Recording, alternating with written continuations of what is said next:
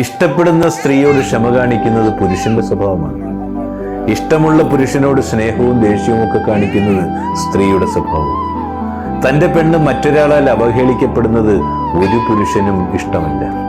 അതുപോലെ തന്റെ പുരുഷൻ മറ്റൊരാളുടെ മുമ്പിൽ ചെറുതാകുന്നതും ഒരു സ്ത്രീയും ഇഷ്ടപ്പെടുന്നില്ല.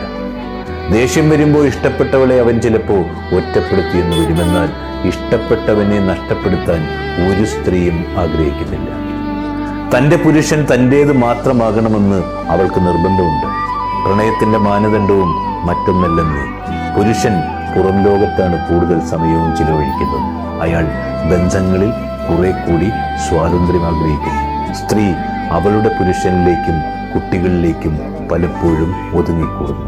എന്നാൽ തൻ്റെ പുരുഷന്റെ മേലുള്ള സ്വാതന്ത്ര്യവും അധികാരവും വിട്ടുകൊടുക്കുന്നില്ല.